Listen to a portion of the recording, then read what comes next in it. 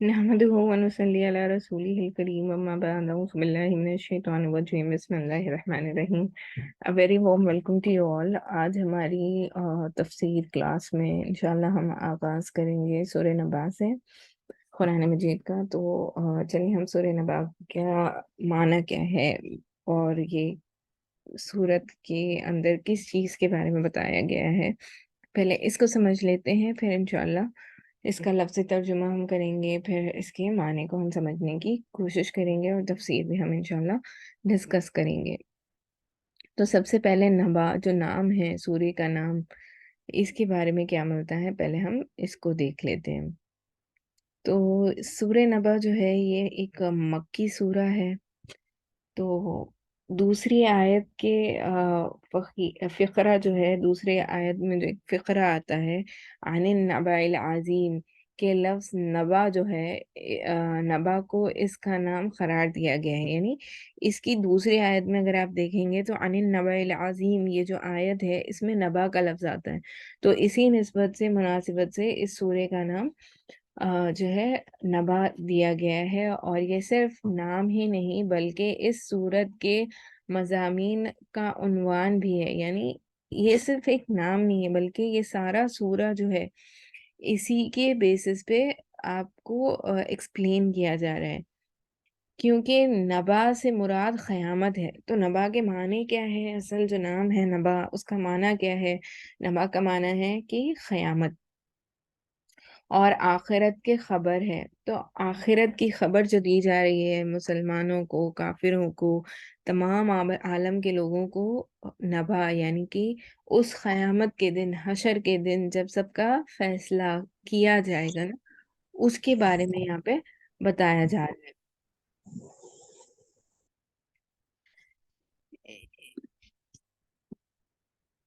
और सूरत में सारी बहस इसी पर की गई है। यानी सारा ये सूरत में जो एक्सप्लेन किया गया है वो क़यामत का मंजर या क़यामत के रिलेटेड जो बातें हैं तमाम उसी को डिस्कस किया गया है।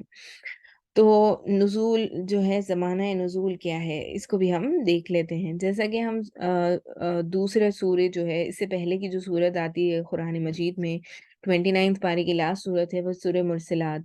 तो उसके बारे में भी यही आता है कि उसमें भी क़यामत का ज़िक्र है, क़यामत के बारे ही में आता है। तो सूरह क़यामत से लेके सूरह नाज़ियात तक ये सारे सूरे जो हैं कुरान मजीद के, इन तमाम का मज़ामीन एक जैसा है। यानी क़यामत के मंज़र को बयान करना और क़यामत की हौलनाकियाँ और उससे इबरत हासिल करने वाली ये सारी सूरतें हैं। तो सूरह नाज़ियात तक सबका मज़मून एक दूसरे से मुतशाबिह है और सब मक्की मज़मून जो है के इब्तिदाई दौर की नुज़ूल शुदा मालूम होती हैं। यानी ये सारी सूरतें जो मक्की हैं ना, मक्की दौर में, तो आप देखें कुरान मजीद में अगर आप देखेंगे कि मक्की सूरतें जो होती हैं वो अल्लाह सुब्हानहू व तआला ने कुफ़ार और मुशरिकीन को क़यामत का उस मंज़र समझाने के लिए नाज़िल की थी।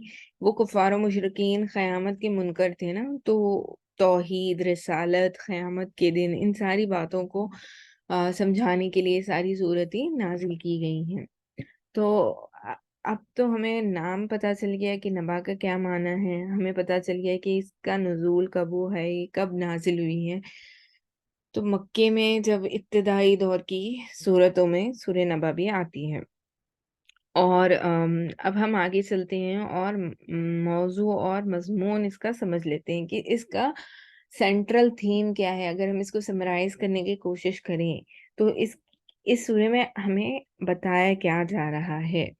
तो इसका मज़मून भी वही है जो सूरह मुरसलात का है, यानी क़यामत का और आखिरत का इस्तिबात और इसको मानने या ना मानने के नताइज से लोगों को खबरदार करना।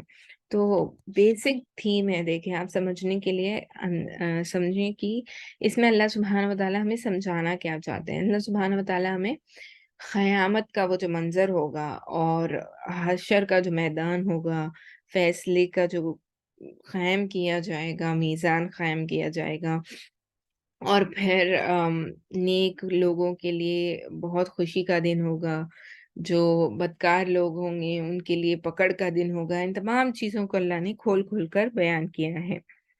اور مکہ معظمہ میں جب اول رسول اللہ صلی اللہ علیہ وسلم نے اسلام کی تبلیغ کا آغاز کیا تو اس کی بنیاد تین چیزیں تھیں۔ ایک یہ بات کہ اللہ تعالیٰ کے سوا کوئی خدائی میں شریک نہ مانا جائے۔ دوسری یہ کہ آپ صلی اللہ علیہ وسلم کو اللہ نے اپنا رسول مقرر کیا ہے۔ تیسری یہ کہ اس دنیا کا ایک روز خاتمہ ہو جائے گا اور اس کے بعد ایک دوسرے عالم برپا ہوگا جس میں تمام اولین و آخرین دوبارہ زندہ کر کے اسی جسم کے ساتھ اٹھائے جائیں گے جس میں وہ رہ رہے ہوں گے، رہ کر انہوں نے دنیا میں کام کیا تھا۔ پھر ان کے عقائد اور اعمال کا حساب لیا جائے گا اور اس محاسبے میں جو لوگ مومن و صالح ثابت ہوں گے وہ ہمیشہ کے لیے جنت میں جائیں گے، اور جو کافر و فاسق ہوں گے وہ ہمیشہ کے لیے دوزخ میں رہیں گے۔ تو بہت سمپل سی چیز ہے۔ اللہ کے نبی صلی اللہ علیہ وسلم جب دنیا میں آئے اور مکی دور میں جب ابتدائی دور میں تبلیغ شروع کی تو کن تین چیزوں کے اللہ کے نبی صلی اللہ علیہ وسلم نے ان مکے کے لوگوں کو سمجھایا۔ سب سے پہلے تو یہ کہ اللہ سبحانہ و تعالیٰ کے ساتھ کسی کو شریک نہیں ٹھہرانا ہے۔ دوسرا یہ کہ اللہ کے نبی صلی اللہ علیہ وسلم اللہ کی طرف سے نبی مقرر کیے گئے ہیں، نبی بھی ہے اور آپ رسول بھی ہیں۔ اور تیسری چیز جو ہے وہ یہ کہ ایک دن یہ تمام دنیا جو اللہ نے قائم کی ہے یہ ختم ہو جانی ہے، اور ہم جو لوگ اس دنیا میں موجود ہیں اللہ سبحانہ وتعالیٰ کے سامنے دوبارہ زندہ کیے جائیں گے، اور جس جسم میں اب ہم اس دنیا میں رہ رہے ہیں اسی طریقے سے ہمیں دوبارہ زندہ کیا جائے گا، اور ہمیں اللہ کے سامنے اپنے اعمال کا جائزہ دینا ہے، حساب و کتاب دینا ہے، یہ بتایا گیا۔ یہ تین چیزیں ہیں، اور جو اس حساب کتاب میں کامیاب ہو گیا وہ پھر مومنین ہیں، صالح ہیں، مسلمان ہیں، اس کے کامیابی ہی کامیابی ہے، اور جو کامیاب نہیں ہوا اس کے لیے جہنم ہے۔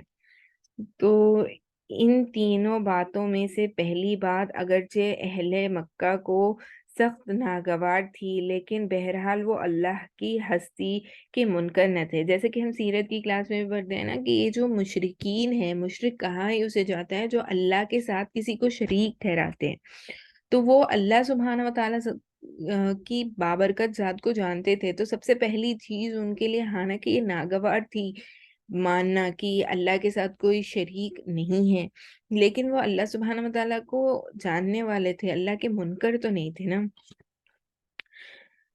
اس کی رب اعلیٰ اور خالق و رازق ہونے کو بھی مانتے تھے، اور یہ بھی تسلیم کرتے تھے کہ آم، کہ دوسری جن جن ہستیوں آم، اور یہ بھی تسلیم کرتے ہیں کہ دوسری جن جن ہستیوں کو وہ معبود قرار دیتے ہیں وہ اللہ ہی کی مخلوق ہے۔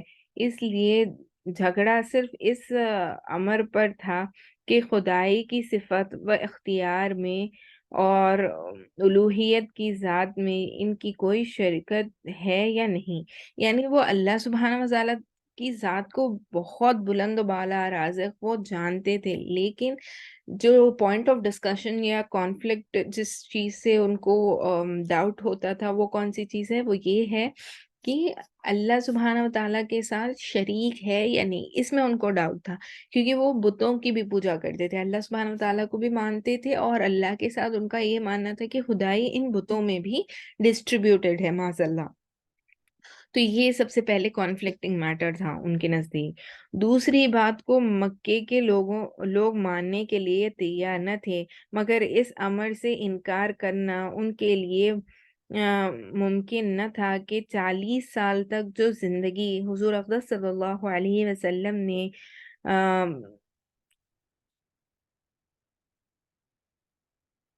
رسالت سے پہلے، یعنی رسالت جو اللہ کے نبی صلی اللہ علیہ وسلم کو دی گئی اس کے یعنی نبوت کا اظہار ملنے سے پہلے انہی کے درمیان گزری تھی اللہ کے نبی صلی اللہ علیہ وسلم کی زندگی۔ اس میں انہوں نے کبھی آپ صلی اللہ علیہ وسلم کو جھوٹ یا فریب کرتے ہوئے نہیں دیکھا تھا، یا نفسانی اور نفسانی اغراض کے لیے ناجائز طریقے سے اختیار کرنے والا نہ پایا تھا۔ تو کوئی بھی ناجائز کام، کوئی جھوٹ بولنا یا کسی بھی چیز، کوئی بھی غلط کام بیسیکلی سے اللہ کے نبی صلی اللہ علیہ وسلم کو سو دور رہتے تھے۔ تو جو مکی زندگی تھی، اللہ کے نبی صلی اللہ علیہ وسلم کو نبوت کا اظہار ہونے سے پہلی جو زندگی تھی، اس میں یہی لوگ اللہ کے نبی صلی اللہ علیہ وسلم کو امانت دار، دیانت دار، صادق اور امین مانتے تھے۔ پھر اللہ کے نبی صلی اللہ علیہ وسلم نے جب نبوت کا اظہار کیا، یہ کہا کہ میں اللہ کی طرف سے چنندہ نبی ہوں، تو انہوں نے اس بات کا انکار کیا ہے۔ وہ خود آپ صلی اللہ علیہ وسلم کی دیانت داری، سلامت داری اور اخلاق کی بلندی کے قائل تھے۔ اس لیے ہزار بہانے اور الزامات تراشنے کے باوجود انہیں دوسروں کو یعنی مینیپولیٹ کرنے کے لیے ان کو کچھ بھی نہیں ملتا۔ پھر انہوں نے کیا کیا، ہم نے دیکھا نا سیرت کی کلاسز میں، کہ آخر میں جب انہیں جھوٹا نہیں بول سکتے، جب انہیں کسی بھی طریقے سے اللہ کے نبی صلی اللہ علیہ وسلم کا مینیپولیٹ کر کے ان کے پاس اللہ کے نبی صلی اللہ علیہ وسلم کو روکنے کا کوئی طریقہ نہیں ملا، تو معاذ اللہ انہوں نے جادوگر کہنا شروع کر دیا۔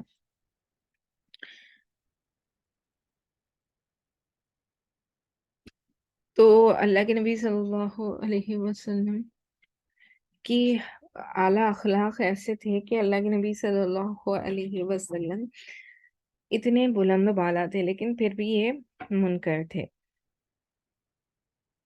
اپنی جگہ خود بھی یہ تو ان کو ہی یہ بات ہضم نہیں ہو رہی تھی، یعنی وہ خود اپنے آپ سے اس بات کو ماننے کی، وہ جو بات کو ڈینائی کر رہے ہیں، وہ خود بھی ان کا دل سیٹسفائی نہیں ہوتا، لیکن پھر بھی وہ ظاہر طور پر اس سے انکار کر رہے ہوتے تھے۔ آ رہی تھی کہ حضور صلی اللہ علیہ وسلم سارے معاملات میں تو راز باز ہیں، مگر صرف رسالت کے دعوے میں معاذ اللہ جھوٹے ہیں۔ تو یہ بات کوئی آپ سمجھے سیٹسفائی نہیں ہو سکتی نا، کہ اللہ کے نبی صلی اللہ علیہ وسلم ہر چیز میں سچے ہو اور معاذ اللہ صرف رسالت کے دعوے میں جھوٹے ہو۔ تو یہ ان کا یہ جو ایلیگیشن تھا یا ڈاؤٹ کرنا تھا، یہ سراسر غلط تھا۔ تو اس طرح پہلی دو باتیں جو ہیں اہل مکہ کے لیے دراصل اتنی زیادہ الجھن کی موجب نہ تھی جتنی تیسری بات تھی۔ تو پہلی دو باتیں جو ہیں کہ اللہ کے ساتھ کسی کو شریک نہیں ٹھہرانا ہے، اور اللہ سبحانہ و تعالیٰ کے نبی، اللہ کے رسول صلی اللہ علیہ وسلم ہے، اللہ کے نبی صلی اللہ علیہ وسلم کو اللہ سبحانہ و تعالیٰ نے رسول اور نبی بنا کر بھیجا ہے۔ اس بات کو ماننے سے ان کے دل میں ہچکچاہٹ تھی، اور وہ اس کے منکر تھے، لیکن یہ اتنی الجھن والی بات نہیں تھی جتنی بات الجھن والی ان کے لیے یہ تھی کہ قیامت کا ایک دن قائم کیا جائے گا، جس میں تمام لوگوں کو جیسا وہ دنیا میں اپنے جسم کے ساتھ زندہ ہے، ویسا دوبارہ ان کو زندہ کیا جائے گا۔ تو یہ ماننا ان کے لیے سب سے مشکل کام تھا۔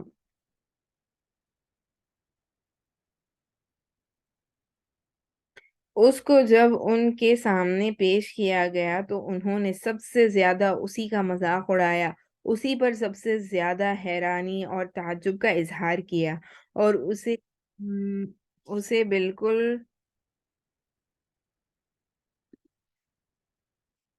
تو جب ان کے سامنے یہ آیتیں پڑھ کے سنائی گئی، قیامت کا ایک دن قائم کیا جائے گا جس میں ان کی پکڑ ہوگی، تو انہوں نے سب سے زیادہ اسی چیز کا مذاق اڑایا، اور سب سے بڑھ کر اسی بات پر ان کو حیرانی اور تعجب کا انہوں نے اظہار کیا، اور اسے بالکل بعید از عقل و امکان سمجھا، یعنی this is something not at all possible, जो हमारे इमेजिनेशन में आ ही नहीं सकती, यानी बाईद अक्ल, यानी कि बेसिकली आप समझें कि जिसको आप अपने दिमाग में तस्वर में ही नहीं ला सकते, ऐसी वो चीज उसको समझते थे, क़यामत के कायम होने को समझकर जगह जगह इसके नाकाबिल यकीन बल्कि नाकाबिल तसव्वुर होने के हर्जे पर शुरू कर उन्होंने कर दिए, मगर इस्लाम की राह पर उनको लाने के लिए ये यकीनी ये क़तई नागज़ीर था कि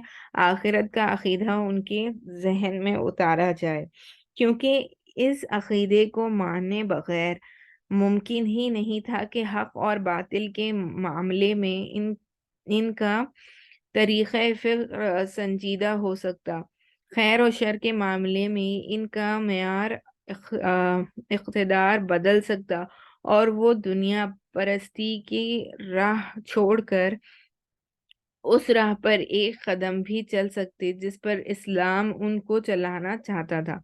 तो यहाँ पे बताया क्या जा रहा है, तो इनके लिए सबसे ज़्यादा मुश्किल क्यों था क़यामत का मानना, क्योंकि क़यामत का दिन का जब हम ज़िक्र करते हैं या कुरान मजीद में क़यामत के दिन का जब ज़िक्र किया गया है, तो क्या बताया जाता है कि क़यामत का दिन जो होगा उस दिन अपने आमाल का हिसाब व किताब लिया जाएगा ना। आपने ज़िंदगी अपनी दुनिया में जो अल्लाह ने दी है उसको किस तरीके से गुजारा, कहाँ पे अपना वक्त खर्च किया, कहाँ पे अपनी जवानी गुजारी, किसके साथ कैसा अमल किया, इन सारी बातों का अल्लाह सुब्हानहू व तआला जायज़ा लेने वाले हैं। अब ये कुफ़ार और मुशरिकीन से ये बात हज़म ही नहीं होती कि अगर वो इस बात को मान लें कि कल क़यामत के दिन हमारा हिसाब व किताब होगा, तो जिस भी इंसान के दिल में इस चीज़ का इस्तिज़ार होता है कि कल अल्लाह सुब्हानहू व तआला के सामने मरकर उठना है, उठकर फिर अल्लाह सुब्हानहू व तआला को जो हम दुनिया में अमाल कर रहे हैं, इसका हिसाब व किताब देना है, तो फिर वो अपनी ज़िंदगी को इस्लाम के बताए हुए कानून और कायदे के तरीके से गुज़ारना चाहता है, ताकि अल्लाह सुब्हानहू व तआला की पकड़ से बच जाए। अल्लाह सुब्हानहू व तआला की पकड़ से बच जाए ना। क्यों? क्योंकि अगर वो इस दायरे इस्लाम के कानून के हिसाब से नहीं चलता, तो फिर वो उसके लिए क़यामत का मानना ये है कि वो ये बात जानते हुए कि अल्लाह सुब्हानहू व तआला उसको पकड़ेंगे, अल्लाह सुब्हानहू व तआला उससे हिसाब लेंगे, उसके बावजूद भी वो दुनिया में ऐसी ज़िंदगी गुज़ार रहा है कि कल क़यामत के दिन उसको कोई हिसाब व किताब ही नहीं देना है, कल अल्लाह के सामने उसको आना ही नहीं है। तो ये उसमें बताया गया है। तो इस दौर के नहीं, आई एम सो सॉरी।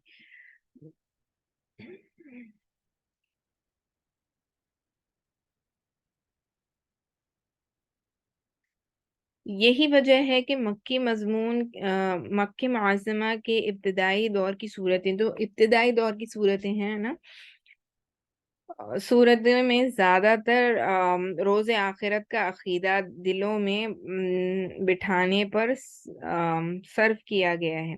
यानी ज़्यादातर सूरों में अगर आप देखेंगे, मक्की जो सूरतें हैं, इसमें क़यामत का यकीन दिल में इंसान के बैठ जाए, इसके बारे में अल्लाह ने बहुत सारी आयतें उतारी हैं।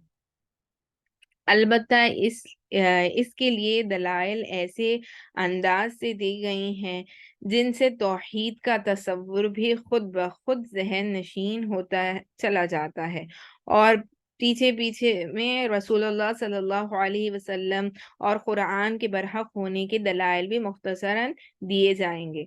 तो आप समझें कि हम जब कह रहे हैं कि कुरान मजीद में जो सूरतें मक्की हैं, उसमें क़यामत के बारे में समझाया जा रहा है। तो क़यामत के बारे में समझाने के साथ-साथ अल्लाह सुब्हानहू व तआला ने इस अंदाज़ में समझाया है कि कुरान मजीद के आई मीन क़यामत के साथ-साथ तौहीद के बारे में भी, यानी अल्लाह एक है और अल्लाह के वाहिद होने यानी वहदानियत को ज़ाहिर करने वाली ये आयत है।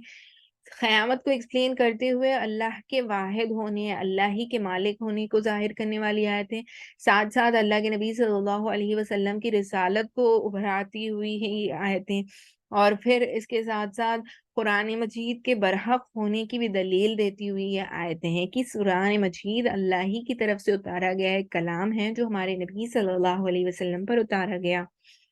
और ये اس میں کوئی شک و شبہ نہیں ہے کہ یہ اللہ کی طرف سے اتارا گیا، تو یہ سچا اور برحق ہے۔ ان تمام چیزوں کو سمجھایا گیا ہے۔ تو اس دور کی صورتوں میں آخرت کے مضمون کی اس تکرار کا سبب اچھی طرح سمجھ لینے کے بعد اب اس صورت کے مضامین پر ایک نگاہ ڈال لیتے ہیں۔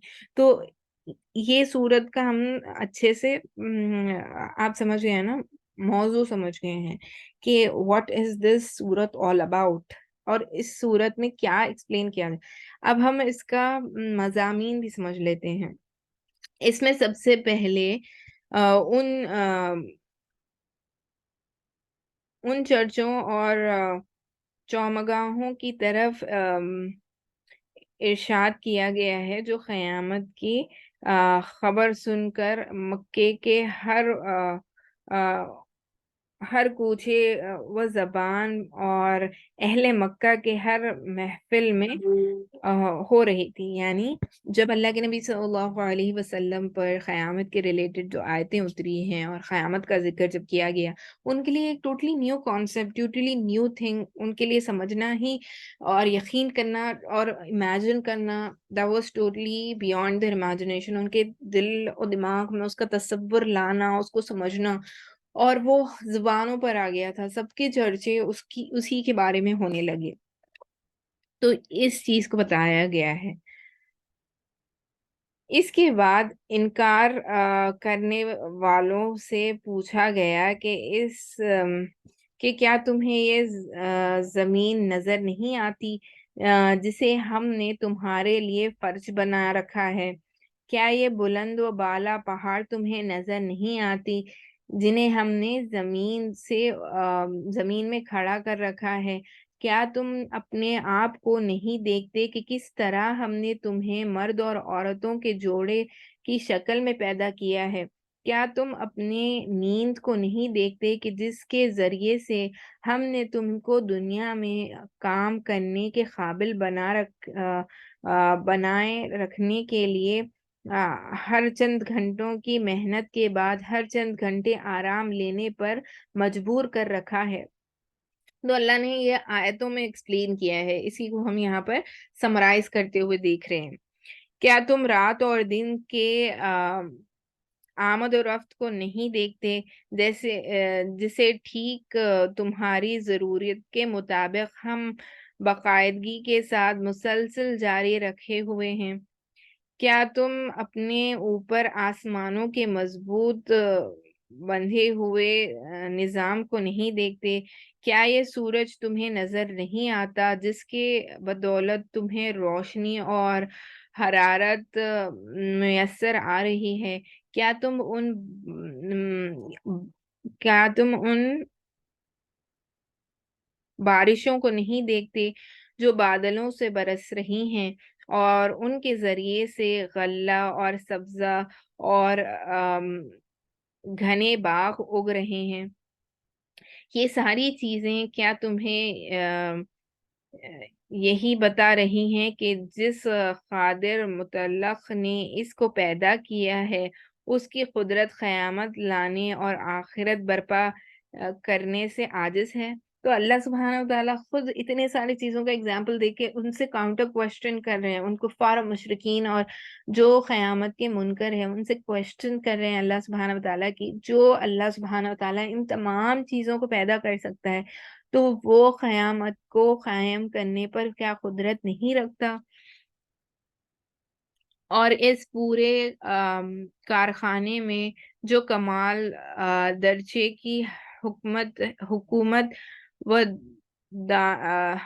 دانائی صریحاً کارفرما ہے، کیا اس کو دیکھتے ہوئے تمہاری سمجھ میں یہی آتا ہے کہ اس کارخانے کا ایک ایک جز اور ایک ایک فعل تو باقدر ہے مگر بجائے خود پورا کارخانہ بے مقصد ہے؟ یعنی اللہ نے اتنے سارے ڈفرینٹ چیزیں بنائی ہیں، تو کیا ہر ایک چیز جو ڈفرینٹ اللہ نے بنائی ہے کیا ان کا کوئی یوز نہیں ہے؟ کیا یہ کسی کام کی چیز نہیں ہے؟ سب کا ایک الگ الگ، یعنی دنیا میں اللہ نے جتنی چیزیں پیدا کی ہیں نا، آپ دیکھیں گے کوئی بھی چیز بنا اس کا کام آئے ایسی نہیں ہے. حتیٰ کہ بتایا جاتا ہے کھجور کا جو چھلکا ہوتا ہے، چھلکا یعنی کہ وہ جو گٹلی ہوتی ہے، اس گٹلی میں بھی بہت سے آپ کو وٹامنز، منرلز، بہت آپ کی صحت کے لیے اچھے اس میں چیزیں ہیں. تو کوئی بھی چیز ویسٹ نہیں اللہ نے پیدا کی اس دنیا میں، اس کو بتایا جا رہا ہے. آخر اس سے زیادہ لغو اور بے معنی بات کیا ہو سکتی ہے کہ اس کارخانے میں انسانوں کو پیش دست کے منصب پر معمور کر کے اسے یہاں بڑے وسعت اختیارات تو دے دیے جائیں، مگر جب وہ اپنا کام پورا کر کے یہاں سے رخصت ہو تو اسے یوں ہی چھوڑ دیا جائے. ناکام بنانے پر پشن اور انعام، ناکام بگاڑنے پر باز پرس اور سزا. یعنی اللہ سبحانہ وتعالیٰ ان سے کوسچن کر رہے ہیں کہ آپ سمجھیں کہ آپ دنیا میں آ گئے اور پھر آپ نے اپنی زندگی گزار لی، ان دنیا کی نعمتوں کو آپ نے یا تو اچھے سے استعمال کیا یا آپ نے اس کو ایکسپلائٹ کیا، اور پھر جب یہ تمام دنیا ختم ہو جائے گی اور پھر آپ کا جب اللہ کے پاس آپ کو جانا ہے جس کے وہ انکار کرتے ہیں، تو اللہ ان سے سوال کر رہا ہے کہ کیا پھر تم نے جو ان نعمتوں کو استعمال کیا ہے، کیا اللہ تم سے ان کا سوال نہیں کرے گا کہ تم نے اس کو کس طریقے سے استعمال کیا نا؟ اللہ سبحانہ وتعالیٰ ہر چیز کا ہم سے سوال کرنے والا ہے.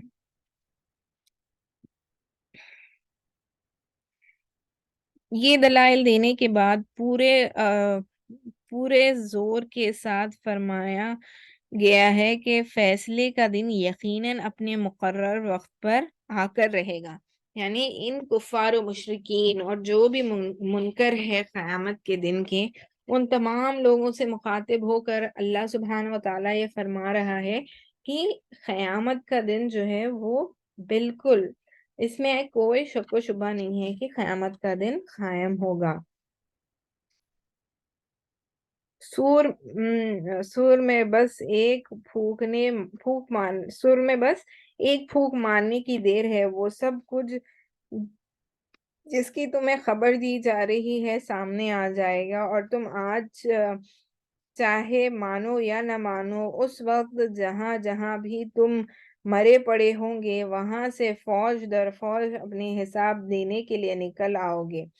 تمہارا انکار اس واقعے کو پیش لانے سے نہیں روک سکتا. تو اللہ سبحانہ وتعالیٰ فرما رہے ہیں کہ قیامت کو پیش آنے سے تمہارا انکار کرنا نہیں روک سکتا. تم جہاں بھی مرے پڑے ہوں گے، جب سور پھونکا جائے گا تو تم اپنی خبروں سے جہاں جہاں بھی تم خبروں میں دفن ہوں گے وہاں سے اٹھا کر اللہ سبحانہ وتعالیٰ کے سامنے لائے جاؤ گے. اس کے بعد آیت 21 سے 30 تک بتایا گیا ہے کہ جو لوگ حساب کتاب کے توقع نہیں رکھتے اور جنہوں نے ہماری آیتوں کو جھٹلا دیا ہے، ان کا ایک ایک کرتوت گن گن کر ہمارے ہاں لکھا ہوا ہے، اور ان کی خبر لینے کے لیے جہنم گھات لگائے ہوئے تیار ہے، جہاں ان کے اعمال کا بھرپور بدلہ انہیں دے دیا جائے گا. تو اللہ سبحانہ وتعالیٰ فرما رہے ہیں کہ قرآن مجید میں جو اللہ نے فرمایا ہے ایک ایک بات سچ ہونے والی ہے، اور یہ کفار و مشرکین جو قرآن مجید کے آیتوں کا انکار کرتے ہیں، اللہ سبحانہ وتعالیٰ ان کی پکڑ کریں گے، اور قیامت کے دن ان کے ہر ایک اعمال کا حساب انہیں دینا ہے، اور ان کے سبب انہیں جہنم میں جانے والا عذاب ہوگا. پھر آیت 31 سے لے کے 32 تک ان لوگوں کی بہترین جزا بتائی گئی ہے جنہوں نے اپنے آپ کو ذمہ دار اور جواب دہ سمجھ کر دنیا میں اپنی آخرت درست کرنے کے لیے پہلے ہی فکر کر لی اور انہیں اطمینان دلایا گیا ہے کہ انہیں ان کے خدمات کا صرف اچھا اجر ہی نہیں دیا جائے گا بلکہ اس سے زیادہ کافی انعام بھی دیے جائیں گے۔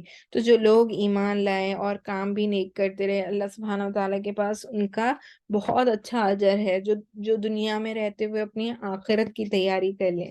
ہمارا مقصد ہی یہ ہے ہم سب کا جننے کا کہ اللہ سبحانہ وتعالیٰ کے نزدیک ہم کامیاب لوگوں میں شمار ہو جائیں، اللہ سبحانہ وتعالیٰ ہم سے راضی ہو جائے۔ تو ہم اللہ سبحانہ وتعالیٰ کو راضی کرنے والے اعمال کب کر سکتے ہیں؟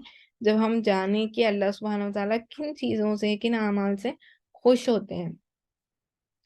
تو یہ یہاں پر بتایا گیا ہے۔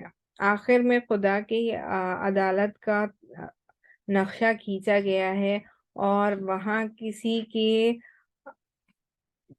اڑ کر بیٹھ جانے اور اپنے متوسلین کو بخشوا کر چھوڑنے کا کیا سوال، کوئی بلا اجازت زبان تک نہیں کھول سکتا۔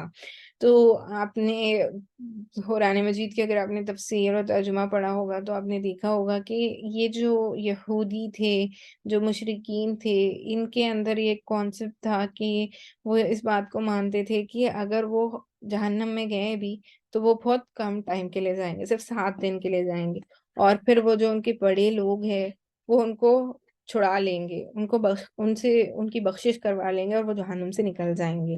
یہ ان کے اندر یہ ماننا تھا۔ تو اللہ سبحانہ تعالیٰ نے اس کی نفی کی ہے کہ کیا انہوں نے اللہ سے وعدہ لیا ہے؟ کیا اللہ سبحانہ وتعالیٰ کے دربار میں وہ بلا اجازت بول سکیں گے؟ کوئی بلا اجازت اللہ کے دربار میں بات بھی نہیں کر سکتا۔ تو سفارش کرنا اور ان کو جہنم سے نکالنا، یہ تو ٹوٹلی نیکسٹ ٹو امپاسبل والی بات ہو گئی۔